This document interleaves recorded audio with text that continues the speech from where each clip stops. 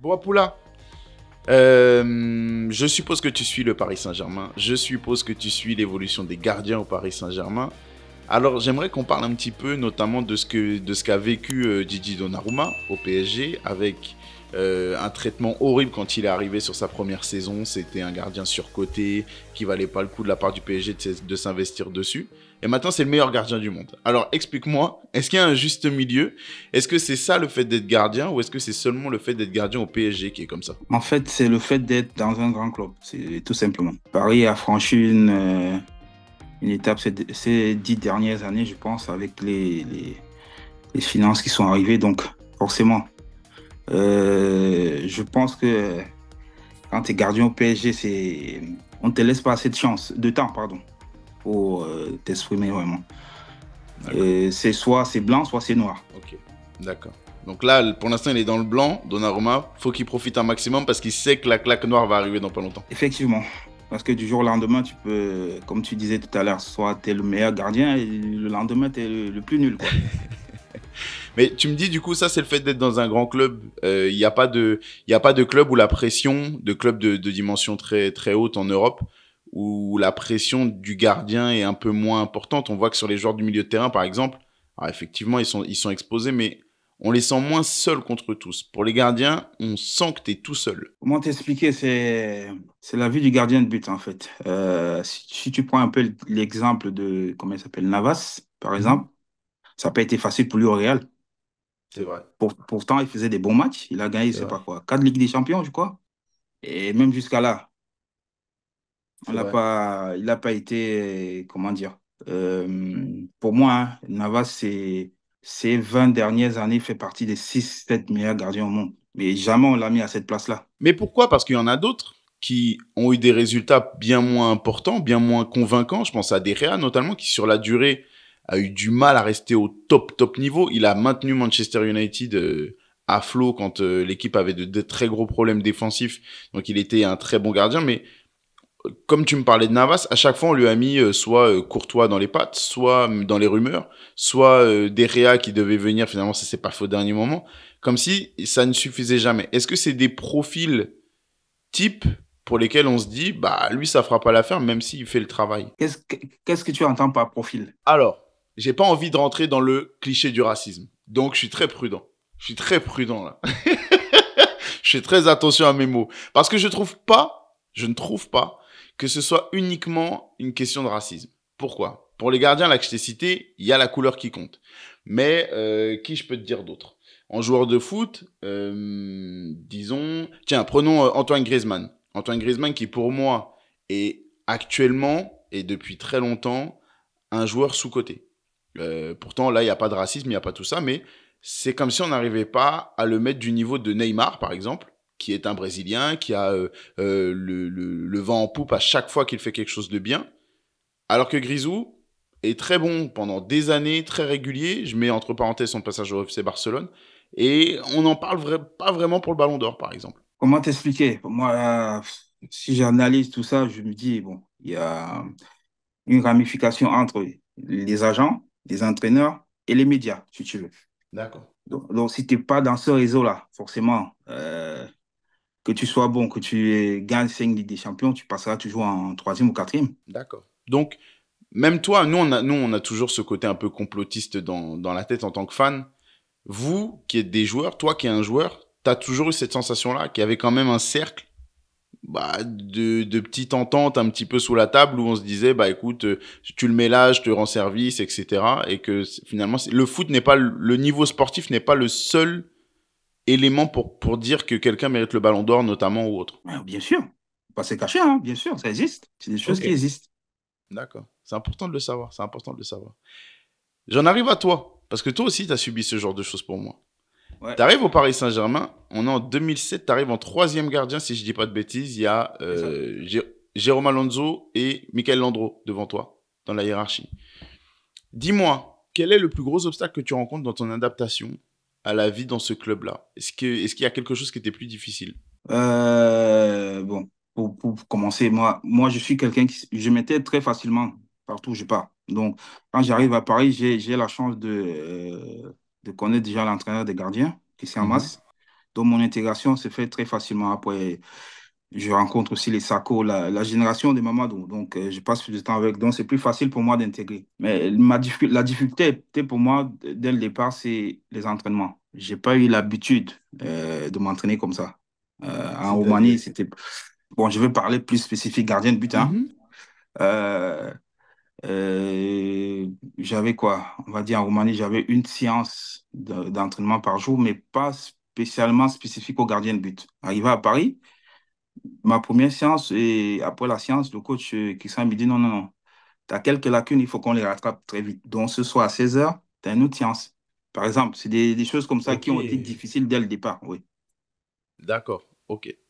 Est-ce que dans l'hygiène de vie, le niveau exigé, les lacunes que tu pouvais avoir, je sais pas, je te l'ai dit au hasard, hein, mais jeu au pied ou jeu sur la ligne ou sortie après appréhension de la trajectoire d'un ballon, il y avait une lacune en particulier que tu avais que tu as dû gommer dans ta vie de tous les jours ou pas? Bon, au niveau technique, j'avais vraiment pas de lacune, hein. Entre guillemets, parce que quand tu tapes mon nom sur Facebook, tu vois les vidéos qui sortent.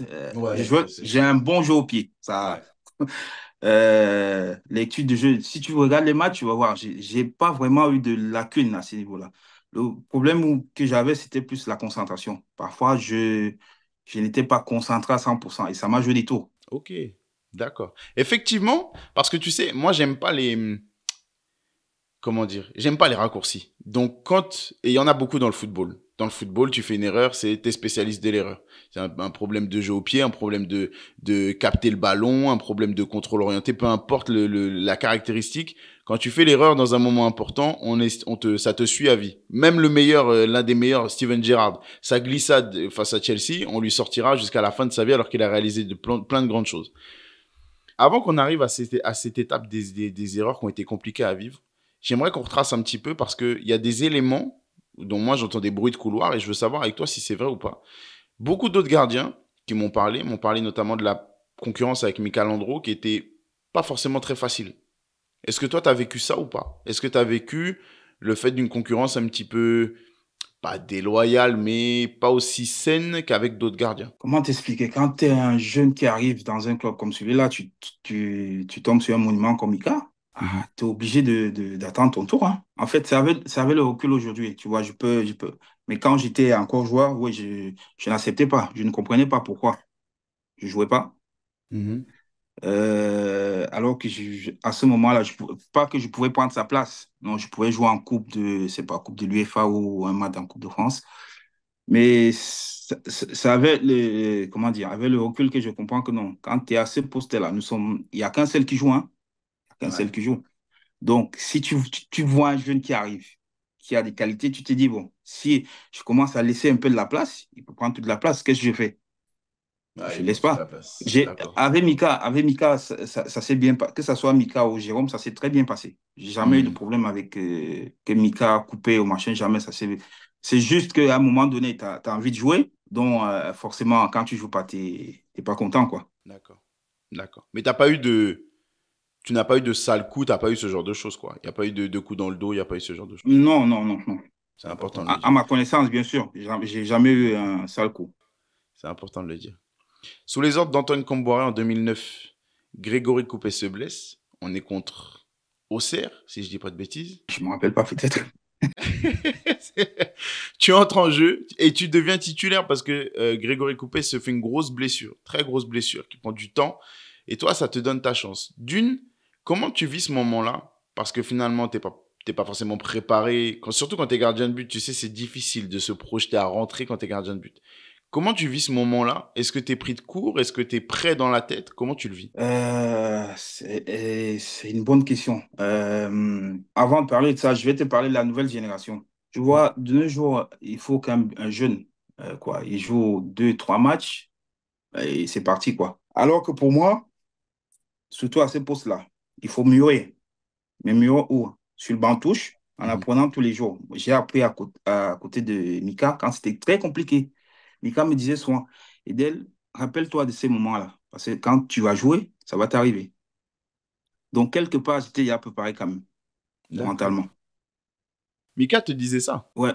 Parce que Mika, les gens oublient souvent, mais Mika a plus souffert que moi. Parce que c'était à cette époque-là, on a failli descendre en plus. C'est vrai. C'était pas évident. Donc, comme j'étais deuxième, chaque fois, il me disait, Edel, tu vois, quand je sors du stade, les gens crient, sers-toi de ça. Demain, quand tu vois, rappelle-toi. Ok. C'est bien que tu me le dises. C'est bien que tu le dis. J'aime bien rétablir les vérités, c'est important. Alors, tu me dis, du coup, il fallait mûrir sur le banc et on t'a préparé avant. Parle-moi de cet instant-là, alors. Ce moment où tu es projeté sur le terrain, on te dit, écoute, Greg Coupé est blessé, pardon, il faut rentrer, c'est à toi de jouer. On parle du Paris Saint-Germain. T'avais, si je dis pas de bêtises, pas connu un club de cette envergure-là, jusque-là.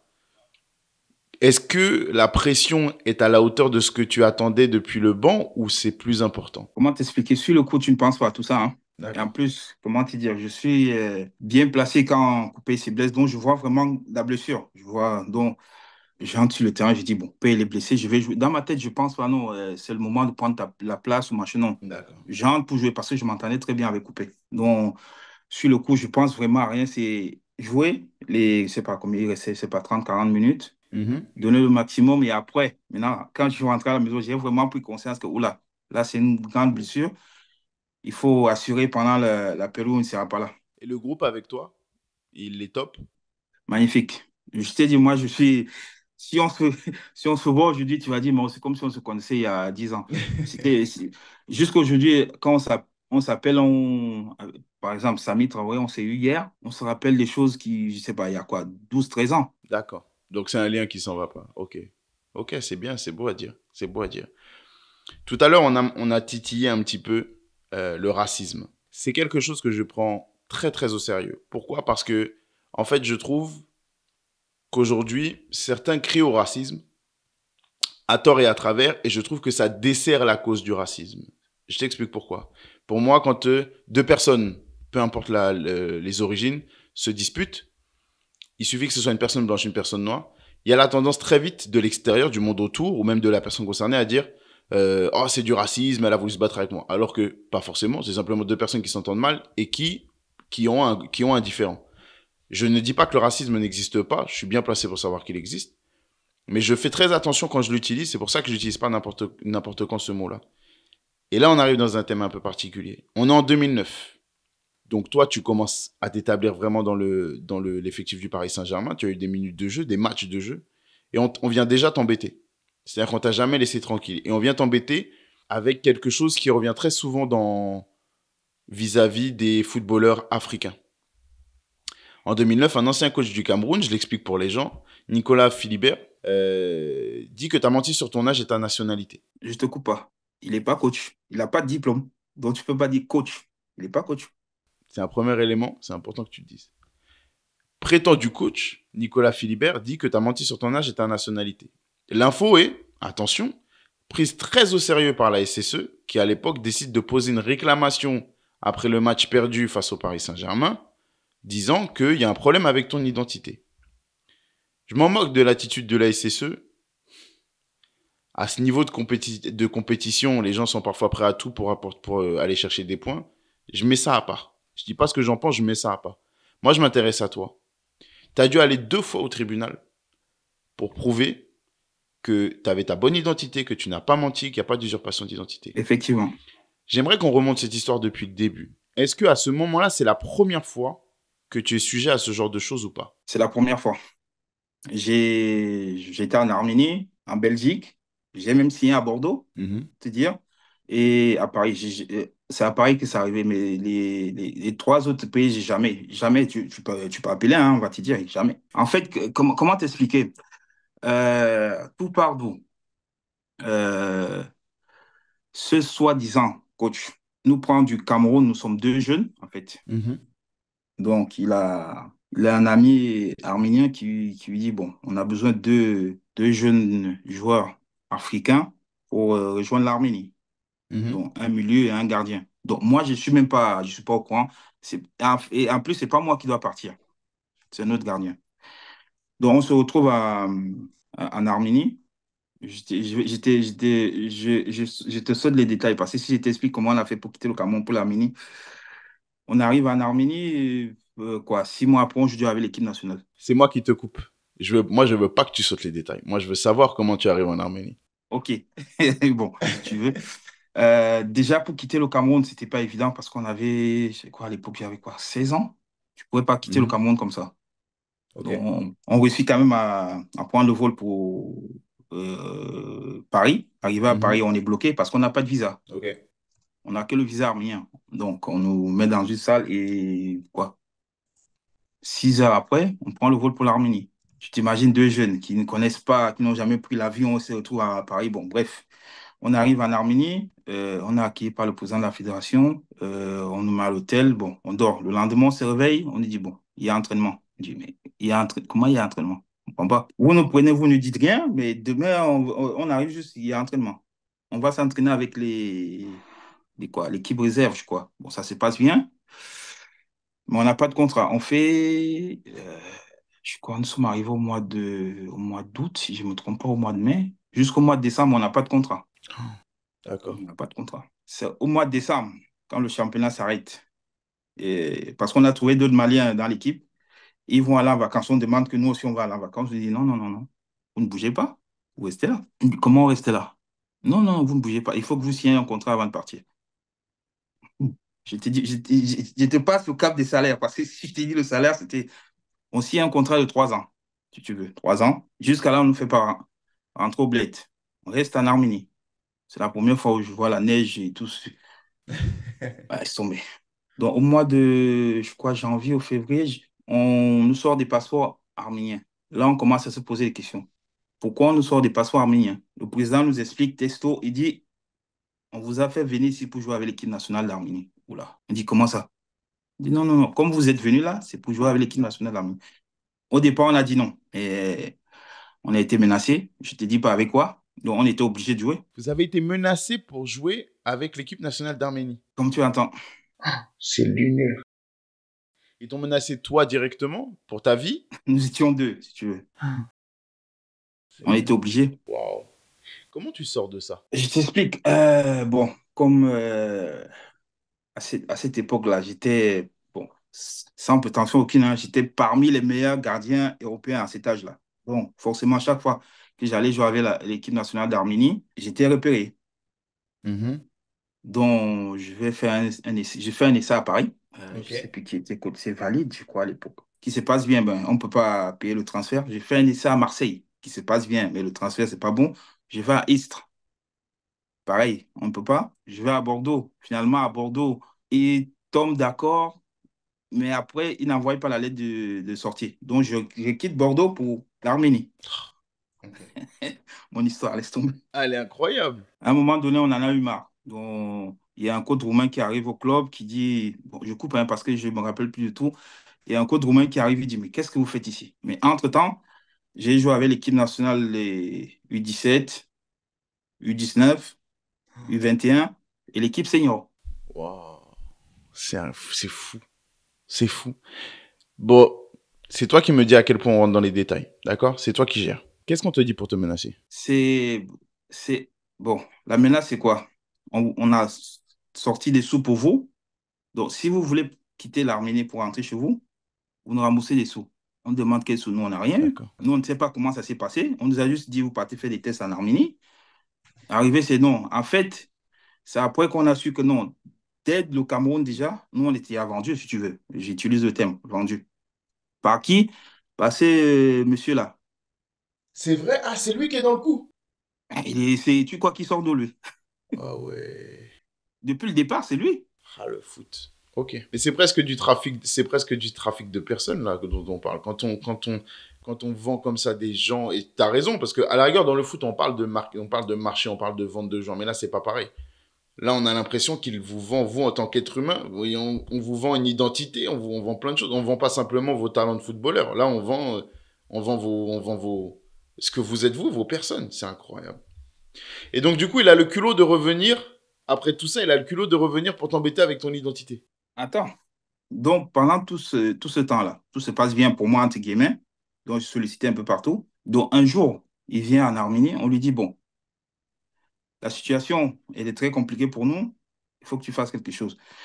On nous a dit que tu as touché ça, ça, ça. Bon, il nous a dit, c'est pas vrai. Et on lui dit, bon, il faut aller voir le président. Comme ça, on négocie les contrats pour avoir un meilleur salaire. Mhm. Il nous a dit, OK. On allait jouer, je ne sais plus où, avec l'équipe senior, je sais plus dans quel pays. On faisait escale à Paris. Ok. Dans l'avion, hein, il a dit, bon, je vais voir le président, je reviens. On a fait escale, il s'est levé, il est parti. On a regardé, tu vois le hublot là, tu guettes et tu le vois descendre, il est en train de partir. Il est plus venu nous voir pour nous dire, bon, on a dit ça, il est parti. Ce jour-là, j'ai dit, bon, toi, comme tu es parti là, oublie-moi, c'est fini. Ah, c'est incroyable. Donc, j'ai fait quoi? Après ça, je devais aller faire un essai, je devais aller signer à Benfica. Je suis pas allé à Mhm. Benfica parce que on en avait marre. Donc, au lieu d'aller à Benfica, on est parti en Roumanie, au Rapid Bucarest. On a signé, mais comme il restait 6 mois de contrat, on était suspendu. Mhm. Donc, on nous a suspendu. Bon, suspendu, tu n'as plus de contrat, je suis rentré au Bled. Et mon agent à cette époque, c'était Christophe Enroté. Il a, il a tout fait. Je suis remonté, je suis parti à la Gantoise. Mhm. J'ai signé 2 ans et je ne m'y plaisais pas. Je suis quitté de la Gantoise, je suis parti en Roumanie. En Roumanie, on joue la Coupe d'Europe contre Paris et on tombe contre le Paris Saint-Germain, pardon, et je croise Christian Massi. Il me dit, mais Edel, qu'est-ce que tu fais ici? Je lui dis, écoute, je suis là. Il dit, non, non, non, non, tu ne peux pas rester là. Je vais tout faire pour te faire transférer au Paris Saint-Germain. C'est comme ça que je suis transféré au Paris Saint-Germain. Ah, c'est fou. C'est incroyable. Elle est incroyable, cette histoire. Donc, je passe la première année au Paris Saint-Germain, il n'y a rien. Deuxième année, il n'y a rien. Comme par hasard, troisième année, quand je commence à jouer, je lui ai dit, bon, si tu veux, où tu vas aller, on ira, il n'y a pas de problème. Mais pourquoi est-ce qu'il en a à ce point après toi? Parce que, à la rigueur, je pense que ce qu'il a fait avec toi, il l'a fait avec d'autres. C'est sûr. Ça c'est sûr. Mais bon, ils ne vont pas se prononcer. Il y en a beaucoup, mais ils ne vont pas se prononcer. Ça, c'est. Non. Mais alors, pourquoi est-ce qu'il s'acharne enfin, comme ça sur toi? À la rigueur, t'es une tentative de business qui a mal tourné. Il tourne la page, il continue son business qui est aussi dégueulasse soit-il, mais il continue son business. Pourquoi est-ce qu'il s'acharne sur toi comme ça, aller te chercher quand t'es au PSG et que tout va bien pour toi? Pourquoi? Pose-toi bien la question. La réponse, elle est simple. De tous ces jeunes il a ramené du bled, je ne sais pas d'où, je suis le seul qui soit arrivé au PSG, entre guillemets, dans un grand club. Donc c'est de l'orgueil, c'est de la jalousie, Et, je ne peux pas te répondre, hein. C'est le seul qui pourra, je ne sais pas. c'est fou, c'est Je fou. sais pas. Mais alors déjà, il y a toute cette histoire que aucune personne au moment où cette affaire éclate n'a en tête. Personne du grand public qui entend qu'il y a un problème d'identité lié à toi. Personne ne pense ça. Et je vais même aller plus loin, au risque de me faire taper dessus. Je pense que beaucoup pensent que ces accusations sont vraies. Pourquoi? Parce que c'est quelque chose qui revient très souvent concernant les footballeurs ou autres d'origine africaine. C'est quelque chose qu'on entend très souvent. Pas plus tard qu'à la dernière CAN, on a encore eu un cas là de joueur accusé d'avoir menti sur son identité pour participer à la CAN. On a parlé de suspension et après seulement en toute petite ligne, il y avait écrit que finalement ces accusations étaient fausses. Comment toi tu vis ça au moment où ça arrive? Parce que tu m'as expliqué tout le cheminement de tout ça, tout ce que tu as traversé, mais au moment où cette histoire éclate au PSG, comment tu le vis toi? Ah, je suis surpris d'abord, très surpris, parce que c'est juste, oui, contre Saint-Étienne, juste avant le coup d'envoi, on me dit non, monsieur Edel, les arbitres veulent te voir. Je dis, ils veulent me voir, pourquoi? Il dit, bon, on a un souci, on dit que on me montre une photocopie, je sais pas de quoi, et vous vous appelez tant. Je dis, mais est-ce que vous avez votre passeport? Je dis, non, j'ai pas mon passeport, mais j'ai ma pièce d'identité. Je montre ma pièce d'identité. L'arbitre, tu vois aussi, on dit, bon, ça, c'est pas à nous de gérer. Bon, nous, on a vu, il s'appelle tant. Je vais au match, on gagne. Le lendemain, j'ai mon agent qui m'appelle, il me dit, Edel, c'est. Je dis, je connais pas. Je ne sais pas ce qu'il raconte. Moi, je sais comment je m'appelle. Tu peux appeler ma mère, mon père. Moi, j'ai pas changé d'âge ou je sais pas quoi. Donc, OK. Si c'est comme ça, on va aller. Non. C'est d'abord la Fédération française qui se renseigne, Mhm. dont la Fédération camerounaise envoie, comment on appelle ça, le passeport. Donc, c'est l'identité du joueur. Donc, tout est nickel, il n'y a pas de problème. Euh, on joue contre Séville. Le même monsieur appelle Séville et pour dire à Séville que non, ce monsieur-là, c'est. On va à l'UEFA. Je suis arrivé à l'UEFA, laisse tomber. On est assis, on dit, bon, monsieur, vous c'est qui? Je dis, bon, moi, c'est tel. Il va entrer, on lui demande, monsieur, bon, je dis pas son nom, vous représentez qui ici? Vous êtes coach? Vous êtes. Non, je ne suis pas coach. Qu'est-ce que vous faites ici? Mettez-vous dehors. C'est ce jour-là que j'ai su qu'il n'était pas coach, hein. Hmm. Parce que la Fédération française, on a posé la question, il est licencié chez vous? On dit non, on ne le connaît pas. Je dis, bon. L'UEFA Ils m'ont dit, bon, c'est bon, nous, on n'a pas de problème. Je rentre chez moi, moi, c'est que c'est fini. Non, c'est pas fini. Il est allé au civil. Et même au civil, j'ai gagné encore. Ah ouais, là, c'est de l'acharnement. Ok. Bon, ça, c'est le déroulé. Mais toi, du coup, comment se comporte comment tu te sens vis-à-vis du groupe, vis-à-vis des fans, vis-à-vis des autres clubs, vis-à-vis du club même? Est-ce que le club décide de te soutenir? Est-ce qu'au contraire, on te dit, écoute, règle tes affaires et tu reviendras après? Qu'est-ce qu'on te dit? Je vais pas te mentir, hein, le club m'a soutenu. C'est pas, comment? C'est logique. Dans un groupe, il y a certains qui se posent des questions. Ça, Oui, bien sûr. je comprends, hein, je comprends. Il y a pas Bien de sûr. souci par rapport à ça. Mais que ce soit le club, les supporters et le groupe, ils m'ont soutenu. Pour te dire, il y a certains qui ont payé mon avocat de leur poche. C'est-à-dire, ils ont pris des sous, ils ont dit non, ils ne sont pas d'accord avec ça. Avec tout ce que tu as vécu, rien que cette histoire-là, tu t'es jamais dit, allez, j'arrête le foot, je pars dans autre chose, c'est trop moche. Non, je suis un passionné, moi. C'est pas un truc comme ça qui va m'arrêter. C'est plus on va dire quoi, ma, ma, ma copine qui est devenue ma femme maintenant, qui en souffrait, et mon agent. Il disait, heureusement que tu n'as pas encore d'enfant. Tu t'imagines si... Hmm. Ouais, c'était très compliqué, mais j'essayais je faisais le vide. Je suis un casanier, moi. Je sors pas trop. Donc Ouais. forcément, tout ce qui se disait dehors ou machin, soit je ne voyais pas, soit je n'entendais pas. Ça explique comment tu as vécu le Ouais, mais c'était reste. dur. Parce que ton passage au Paris Saint-Germain, malheureusement, les problèmes, ça s'arrête pas là. Mais ça, je suis très impressionné parce que, tu sais, je vois aujourd'hui comment on parle de... On entend des accusations à tort et à travers. Et je vois que c'est vraiment pas facile à gérer. C'est vraiment pas facile à encaisser d'être accusé de mentir sur son identité, d'être un clandestin, d'être un sans-papier, de mentir tout simplement. Je pense que c'est compliqué à gérer. Donc, chapeau monsieur d'avoir tenu le coup parce que c'est pas simple. C'est... Bon, je n'ai rien à cacher, donc. C'est vrai, c'est une bonne chose. On vient ensuite, on l'a parlé en début d'interview, de la façon dont étaient traités les gardiens au Paris Saint-Germain. C'est pas que les gardiens, mais quand même, quand tu retraces tous les passages de gardiens, même depuis que le Qatar est arrivé et a repris les mains, a repris le club en main, on sent que c'est pas facile d'être gardien au Paris Saint-Germain. Sirigu en a souffert, Trapp en a souffert, Areola en a souffert, qui d'autre, Gigi Donnarumma en a souffert, Keylor Navas en a souffert, malgré leur niveau de performance où il n'y avait pas forcément grand-chose à leur reprocher, ça a toujours été très dur. Est-ce que tu as senti une pleine confiance de la part des supporters, des médias et du club sur tes performances avant que viennent les erreurs, avant que vienne la première erreur, notamment face à Monaco? Oh, oui, hein. Tu sentais pas de doute autour de tes Non, il n'y avait pas performances? de doute. S'il y avait de doute, parce qu'en début de saison, je devais partir en prêt à Boulogne-sur-Mer, quoi. Le club, il n'a pas voulu, hein. D'accord, ils voulaient te garder parce que tu étais performant. D'accord, donc ça c'est une bonne chose. Euh, Alors, on arrive à cette erreur. Moi, mon but, quand je fais appel, quand je te contacte pour venir dans cette émission, c'est qu'en fait, j'ai toujours le souvenir de quand on me dit Apoula Edel, je dis ah ouais, Apoula Edel, c'était bien. Mais c'est celui qui faisait beaucoup d'erreurs, non? Ouais, c'est ça, c'est lui. Alors du coup, quand j'ai pensé à ton nom pour venir dans l'émission, j'ai dit tiens, on va retracer le parcours d'Apoula Edel. Et je regarde les erreurs, je regarde les matchs, j'ai détaillé, attention, j'ai été, allez sur Transfer Market, vous verrez, il y a tous les matchs que les joueurs ont fait, et vous pouvez voir le détail des performances saison par saison. Alors je cherche, je cherche. J'arrive à la première contre Monaco. Je regarde le résumé, je dis, ok, c'est vrai, c'est une erreur. C'est une erreur. Ballon qui, euh, ballon qui est centré, et ça, tu veux ramasser la balle, ça tape ton pied, ça rentre dans le but. Une erreur. Deuxième erreur, elle est plus difficile à trouver, mais c'est face au Sporting Portugal. On n'est pas très longtemps après, je crois qu'on est dans la pré-saison de 2010-2011, si je dis pas de bêtises. Et je crois que c'est un mauvais contrôle sur une passe en retrait. Oui, Samy me fait une passe. Bon, mon corps n'est pas bien positionné aussi. Donc, Ok. faut pas. C'est une erreur. C'est une erreur. Oui, oui, c'est Comparé à tous bien les matchs sûr. que tu fais, ça fait deux erreurs. Lyon, 2010-2011, celle-là, c'est la plus connue, je crois. Et je pense que c'est, à mon avis, tu me diras toi-même, mais je pense que c'est la plus douloureuse.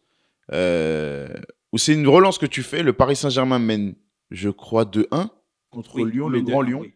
Oui. Et donc, gros résultat, surtout pour ce PSG-là, gros résultat. Et en fin de match, tu dégages sur Bafet Gomis, à qui on te fait un grand bonjour. Bafet Gomis qui finit par te tromper en récupérant le ballon. Mais finalement, ça fait trois erreurs. Il y a trois erreurs. On va dire Pourquoi? 4. Moi, j'ai dit 4. C'est quoi la quatrième? Après, toi, on joue en Coupe d'Europe contre Benfica, au Parc des Princes. Je crois que c'est huitième de finale, Ok. coupe où il y a un but au premier poteau, où je vais anticiper un centre et le mec, il me met au premier poteau. Je vais chercher mes... Bon, moi, j'appelle CRR si tu veux. Il y en a Ouais. quatre, on va dire. Ouais. Pour moi, tu t'es fait battre. C'est pas une erreur. Pour moi, tu t'es fait battre. Mais si tu veux, t'es indulgent ou t'es dur avec toi. 4 erreurs. Ouais. Quelle erreur est la plus douloureuse, toi, quand tu regardes par-dessus ton épaule? Laquelle a été la plus difficile à digérer? C'est celle de Lyon. Pourquoi c'est celle de Lyon? Parce que je pense que, surtout à ce moment du match, et aussi parce que je crois qu'on passait premier, je crois. C'est l'enjeu sportif. Ouais, il y a tout ça. Il y a aussi on était sur une bonne dynamique. Je me suis en voulu hein, pendant, je sais pas, 2, 3 mois. C'est ça que j'allais te demander. Ça quitte pas la tête. Non, comment t'expliquer? On a un masque, si tu veux. Mm. Moi, je suis pas quelqu'un, quand je fais un bon match, tu vas me voir. Oh, oh, non, je reste dans mon coin, je reste tranquille. Quand je fais aussi un mauvais match, tu vois, donc, parce qu'après le match, j'ai senti dans le groupe que c'était dur. C'est-à-dire qu'on t'en voulait? Ah oui, Mm. ils ne vont pas te le dire en face, mais il y a certains, oui. Malgré le fait que finalement, cette saison, ta saison, elle est bonne. Si on enlève cette grosse erreur-là, finalement, quand on regarde les matchs, ta saison, elle est pas mauvaise. C'est la question que tu as posée avant, où tu parlais du racisme.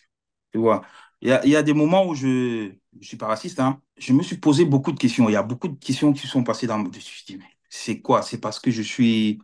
Ou alors c'est parce que je ne suis pas affilié à tel ou machin, je ne sais pas. Parce que je me posais beaucoup de questions. OK, j'ai fait ces erreurs-là. Mais l'année dernière, on a fini quoi, 16e, je sais plus, 14e. On gagne une Coupe de France, c'est moi qui joue encore. Et là, on finit 4e, on fait entre guillemets une bonne saison.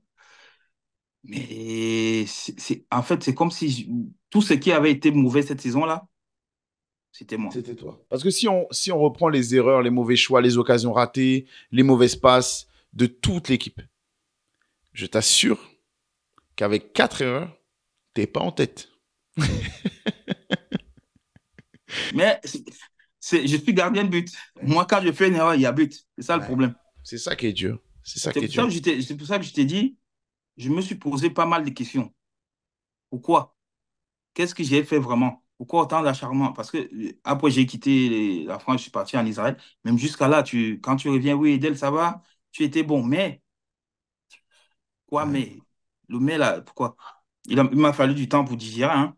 C'est bon pas, hein. Donc tu me dis que c'est la plus dure. Tu me dis que t'as senti que le groupe ne te le disait pas en face, mais que c'était dur.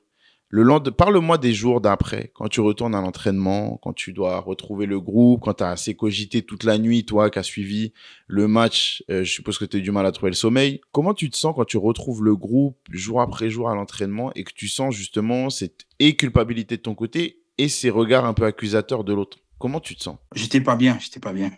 Bon, j'avais la chance quand même que je m'entendais bien avec tout le monde. Donc, il y Hmm. a Claude, que ce soit Claude Coupé, Ludo, ou Samy, j'oublie certains, Peggy, Papus. La grande majorité du groupe, ils sont venus me voir et m'ont dit, hey, c'est des choses qui arrivent, il faut relever la tête et y travailler. Hmm. Toi, quand tu vois l'acharnement médiatique et cette tension un peu dans le groupe, tu te dis pas, allez, c'est bon, je pars au prochain mercato, je m'en vais. Non, je suis passé gendarme là, moi. C'est pas un truc comme ça qui allait m'arrêter. Non, non, non, non. Je ne lâche pas les gens comme ça. Non, non. Moi, le plus difficile, ça a été, c'est les médias, en fait. Parce qu'après le groupe, ça, c'est des choses qui arrivent. On peut jouer un match où peut-être Guillaume, à l'époque, il rate un penalty, ça fait chier, quoi. Mais après, ça passe. Hmm. Mais c'est les médias. T'étais C'était, la tête de turc des médias un peu. ouais, il y a un, je ne vais pas citer son nom, mais Ah. lui, je ne l'ai pas encore 3 ans en face. Le jour que je vais le voir en face, et je vais lui poser des questions.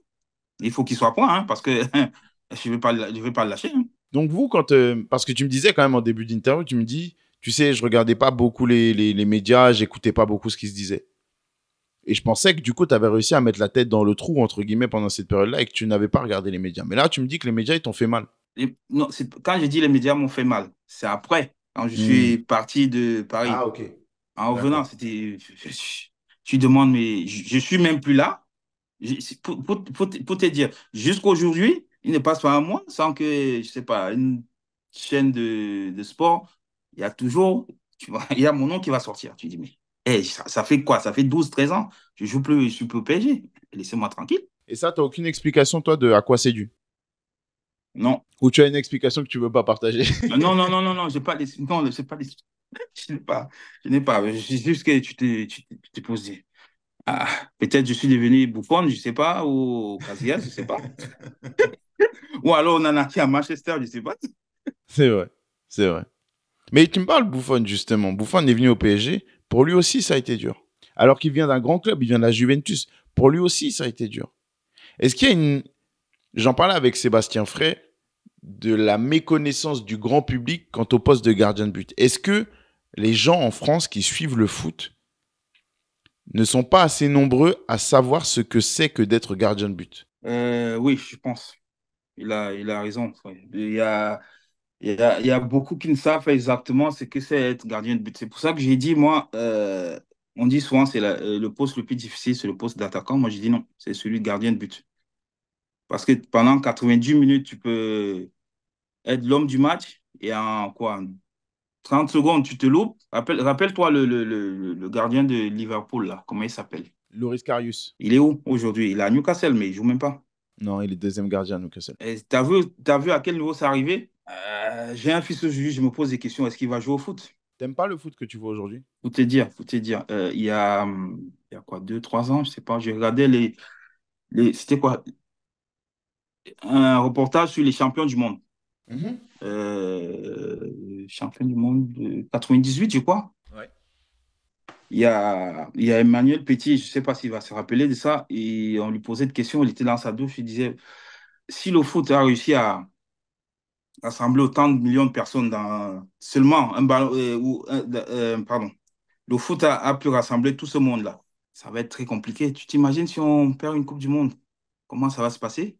Donc, il disait ça pour la jeune génération qui arrivait, en fait. Le foot a atteint des niveaux où pour une erreur, on peut te tuer, hein. Pourquoi? C'est Parce qu'il y vrai, a beaucoup de c'est sous. vrai. C'est Parce vrai, il y a qu'il y des a beaucoup menaces de de sous. mort. Hmm. C'est Ce vrai. n'est que du sport, tu vois. Ce n'est que du sport. Mais c'est vrai, t'as raison. Ça en arrive là. Ça en C'est pour arrive ça que là. ta question, je n'aime pas le foot. Le foot en lui-même, oui, ça va. C'est ce qui est autour, en fait. Hmm. C'est ce qui est autour. D'accord. Si tu avais le choix aujourd'hui, tu referais la même chose. Tu aurais quand même signé au Paris Saint-Germain, tu aurais quand même vécu tout ce que tu as vécu parce que c'est... Ou est-ce que tu aurais fait autre chose? Non, pareil. Je ne change rien. C'est Je ne important de le change dire pas. aussi. C'est important C'est de le vrai dire. que c'était difficile, mais bon, ça fait partie de ma vie. Donc, je ne change pas. En tout cas, sache que moi, après cette interview, quand on me dira Poula Idel, je dirais pas « Ah, c'est celui qui fait des erreurs », je dirais « Ah, c'est le mec qui est cool en interview ». Gentil. Merci pour la confiance à Poula, franchement, ça me Merci. fait plaisir. Prends soin de toi, prends soin de ta petite famille, merci pour la confiance et je te tiens au courant pour la sortie. Ciao, ciao. Merci.